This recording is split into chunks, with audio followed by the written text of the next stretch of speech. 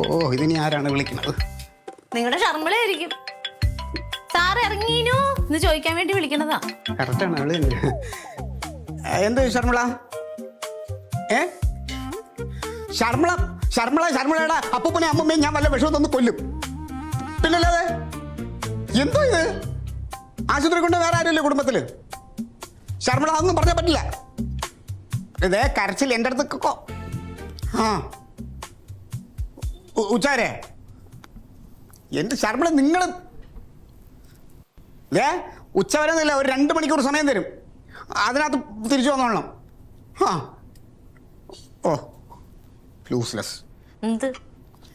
അവിടെ അപ്പൂപ്പനെ ആശുപത്രി കൊണ്ട് കാണിക്കാൻ പോകണം. അപ്പൂപ്പൻ്റെ മനുഷ്യന് ഇപ്പം ഞാൻ കല്യാണത്തിന് എങ്ങനെ വരും? ഓഫീസിൽ പോകണ്ടേ?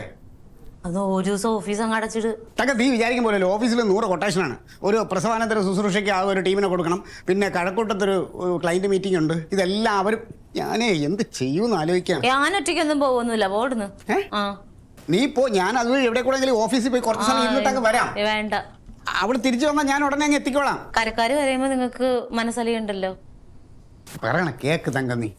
വേണ്ട, ഇതും കൊണ്ട് അവർക്ക് കൊടുത്ത് ഒരു കവർ വാങ്ങിച്ചിട്ടോ. ഇത് ഒരുമാതിരി പിടിക്ക്. ഞാൻ വരാം, ഞാനങ്ങ് എത്തിക്കോളാം. ഈ ഓഫീസ് എന്ന് പറയുന്നത് ചെറിയ കളിയല്ല.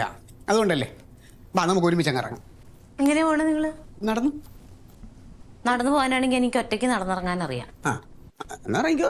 അതുവരെ ഒരുമിച്ച് പോകാന്ന് വെച്ചിട്ട് പറഞ്ഞത്. ഞാൻ ഇറങ്ങട്ടെ. ഞാനങ്ങ് എത്തും, ഉറപ്പായിട്ടും എത്തും.